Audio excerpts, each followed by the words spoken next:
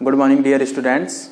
Students, today our topic is electrical capacitance or we can say it capacitance.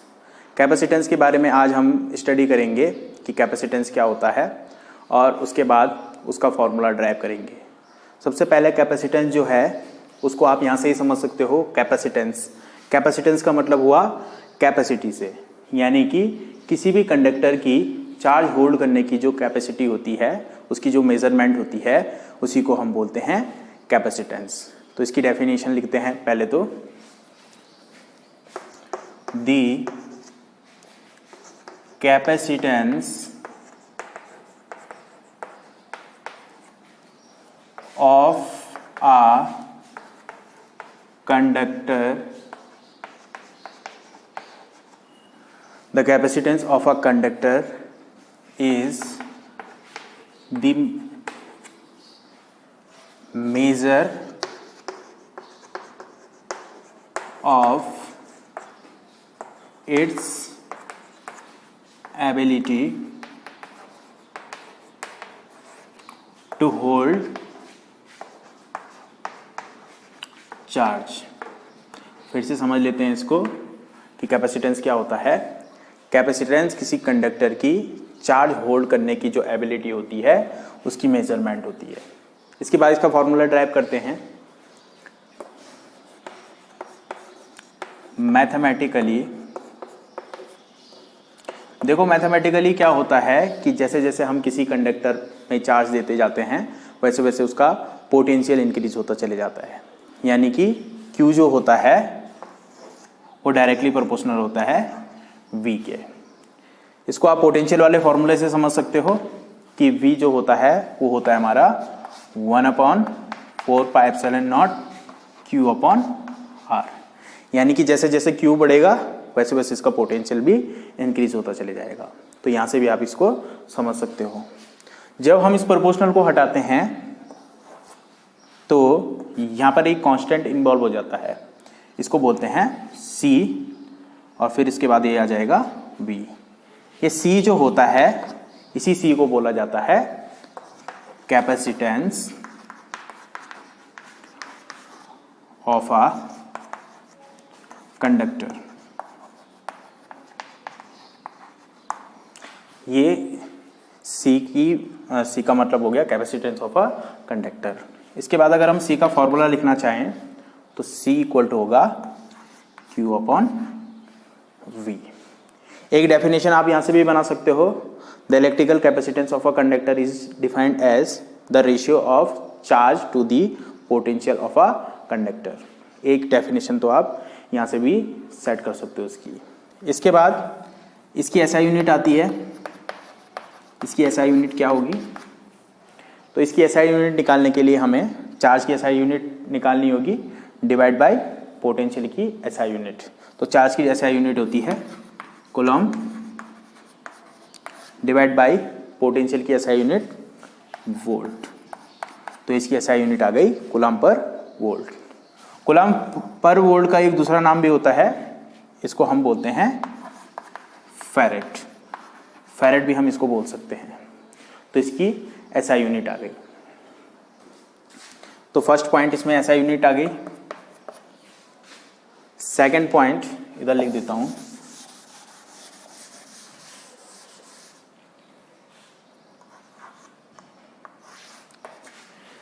Second point आता है इसका dimension.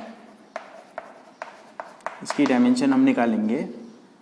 तो dimension निकालने के लिए हमें चार्ज की डायमेंशन डिवाइड बाय पोटेंशियल की डायमेंशन रखनी होगी और इसकी डायमेंशन निकल जाएगी।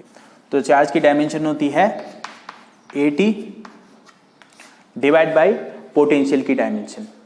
पोटेंशियल की डायमेंशन अगर आपको डायरेक्ट याद है तो आप डायरेक्ट यहाँ पर रख सकते हो। अगर नहीं याद है तो इसको फॉर्मूले से भी रख सकते हो। कैसे? हमें पता है पोटेंशियल का फॉर्मूला जो होता है वो होता है W/Q। W की डायमेंशन होती है हमारी ml² T⁻⁻² divide by charge की डायमेंशन होती है 80। तो पोटेंशियल की डायमेंशन यहाँ से आई AT को हम ऊपर ले जाएंगे तो ये हो जाएगा ml²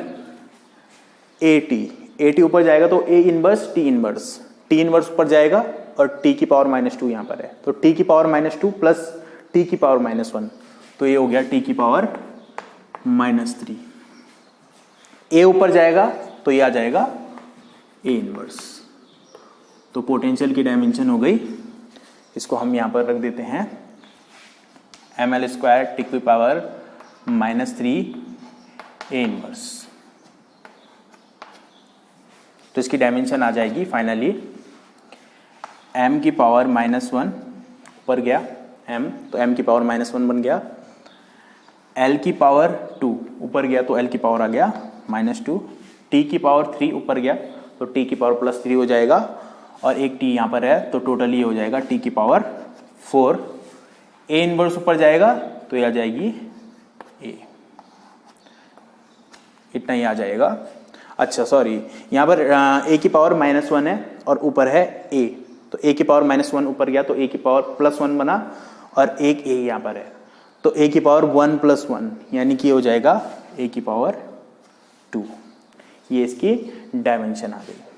थर्ड पॉइंट इसमें आता है कि एक ऐसी क्वांटिटी है कैपेसिटेंस। कैपेसिटेंस जो होती है वो एक स्केलर क्वांटिटी होती है, क्योंकि चार्ज जो है स्केलर क्वांटिटी है, डिवाइड बाय पोटेंशियल जो है वो भी स्केलर क्वांटिटी है, तो टोटली ये हो जाएगी स्केलर क्वांटिटी। तो थर्ड पॉइंट आ जाएगा capacitance is a scalar quantity.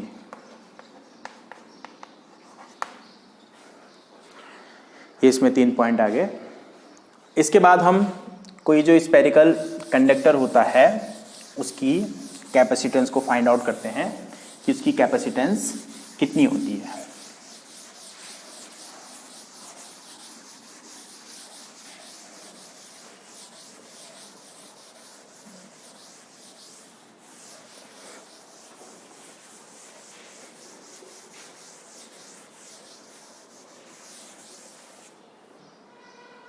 Spherical conductor की हमें कैपेसिटेंस फाइंड आउट करनी है, तो इसके लिए हम सबसे पहले स्फेरिकल कंडक्टर को कंसीडर करते हैं।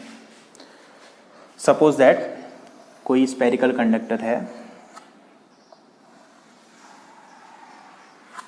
और इस स्फेरिकल कंडक्टर को चार्ज दिया जाता है।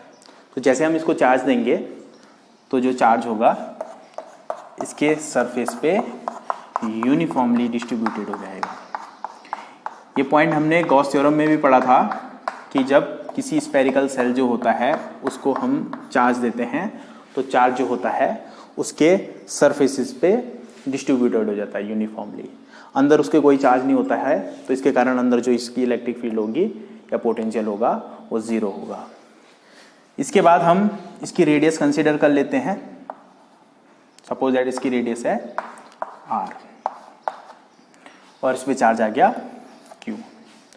जैसे हम इसको चार्ज देंगे तो चार्ज के आने के बाद इसमें पोटेंशियल बनेगा, उस पोटेंशियल का फॉर्मूला लिखेंगे हम, तो ये हो जाएगा द पोटेंशियल ऑफ अ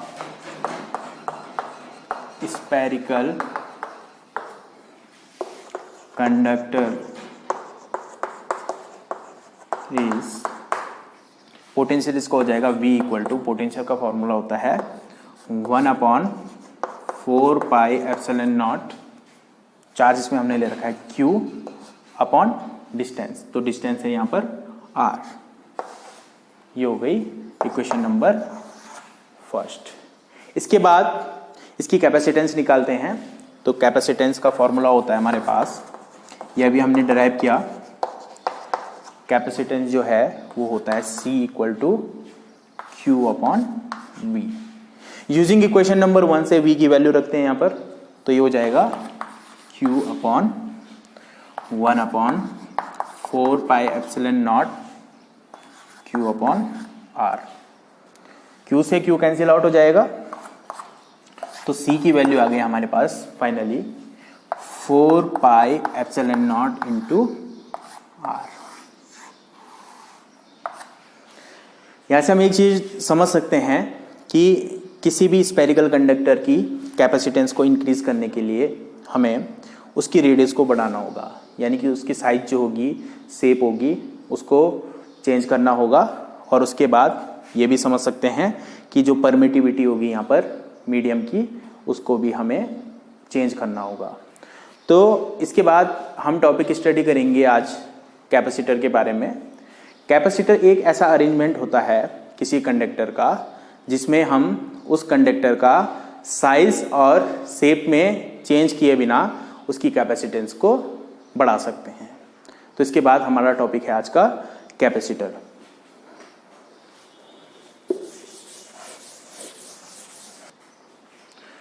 तो हम कैपेसिटर को समझते हैं। कैपेसिटर क्या होता है? Capacitor is an arrangement of two conductors separated by an insulating medium that is stored to electrical charge and electrical energy। इसकी हम डेफिनेशन लिखते हैं। Capacitor is an arrangement of हो गया स्टार्ट? रुक जाए थोड़ा चलें। कैपेसिटर के बारे में हम स्टडी करेंगे फिर कि कैपेसिटर क्या होता है। Capacitor is an arrangement of two conductors separated by an insulating medium which is used to store large amount of electric charge and electric energy. Capacitor दो कंडक्टर का एक ऐसा अरेंजमेंट होता है जिसमें जो चार्ज होता है उसको स्टोर किया जाता है। इसकी डेफिनेशन लिखते हैं। A capacitor is an arrangement of two conductors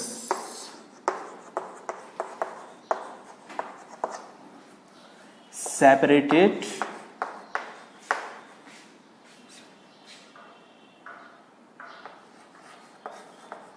by an insulating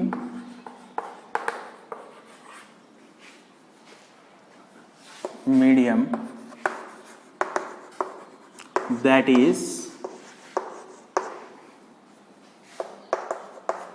used to store electric charge and electric energy। तो दो कंडक्टर जो होते हैं उसका एक ऐसा अरेंजमेंट किया जाता है कि उसकी साइज और शेप में चेंज किए बिना उसकी कैपेसिटेंस को बढ़ाया जा सके। कैपेसिटेंस बढ़ाने का मतलब सीधे सीधे ये हुआ कि चार्ज होल्ड करने की कैपेसिटी जो है उसको हम बढ़ा सकते हैं। तो ये है कैपेसिटर। इसके बाद इसका प्रिंसिपल समझते हैं कि ये कैपेसिटर कैसा काम करता है। तो इसमें आ जाएगा इसका प्रिंसिपल को हम स्टेप बाय स्टेप समझते हैं। सबसे पहले स्टेप 1 में जो है उसमें हम कोई एक मेटल प्लेट लेते हैं या हम जिसको कंडक्टर भी बोलते हैं। इस कंडक्टर को चार्ज दिया जाता है। ऐसे सपोज दैट इसको चार्ज दे दिया। ये है हमारी मेटल प्लेट ए। स्टेप सेकंड में क्या होता है कि इसके सामने किसी दूसरी मेटल प्लेट को लाया जाता है। तो जैसे ये है मेटल प्लेट ए,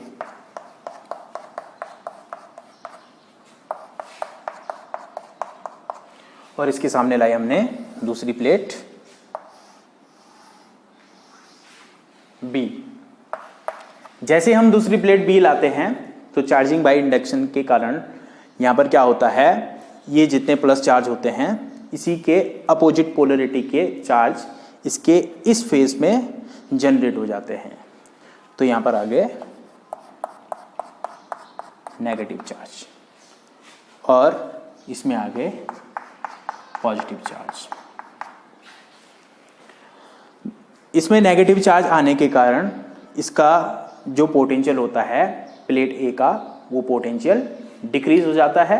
वो पोटेंशियल डिक्रीज होने से इसकी कैपेसिटेंस जो होगी वो कम हो जाएगी, क्योंकि C जो होता है वो Q/V के बराबर होता है। पोटेंशियल कम होगा तो कैपेसिटेंस इंक्रीज हो जाएगी, तो ये डिक्रीज हो जाता है। स्टेप थर्ड में, इसी में हम स्टेप थर्ड इसके बाद इसी को एक्सटेंड कर लेते हैं। स्टेप थर्ड में क्या होगा, स्टेप थर्ड में हम इस वाली प्लेट जो होती है B, इसको अर्थिंग कर देते हैं। इसकी अर्थिंग हम कर देंगे। तो जैसे हम इसकी अर्थिंग करेंगे तो अर्थ जो है वो कंडक्टर होता है इलेक्ट्रिसिटी का, एक गुड कंडक्टर माना जाता है अर्थ को। तो जैसे हम इसको अर्थित करेंगे तो अर्थित करने के बाद अर्थ में जो इलेक्ट्रॉन्स होते हैं वो ऊपर आके, इसमें दिखा देते हैं हम, ये इलेक्ट्रॉन्स ऊपर आके इस चार्ज को कैंसिल आउट कर देते हैं। यहाँ पर हम दिखा सकते हैं इसको समझने के लिए, जितने पॉजिटिव चार्ज आए उतने ही नेगेटिव चार्ज आए अर्थ से।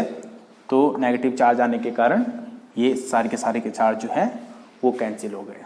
तो इसके बाद क्या होगा कि इस वाली प्लेट में अब कोई चार्ज नहीं बचेंगे। तो देख रहे होंगे आप कि कितना मज़ेदार टॉपिक है कैपेसिटर, कि इसमें क्या हो रहा है कि साइज और शेप में हम कोई चेंज नहीं कर रहे, सिर्फ अरेंजमेंट हम कुछ ऐसा कर रहे हैं कि इसमें जो चार्ज हैं वो कम हो रहे हैं। चार्ज कम होने के कारण इसका पोटेंशियल कम हो रहा है और पोटेंशियल कम होने के कारण इसकी कैपेसिटेंस बढ़ रही है। तो यहाँ से ये स्टेप थर्ड हो गया। तो ये कैपेसिटर का प्रिंसिपल है। Thank you.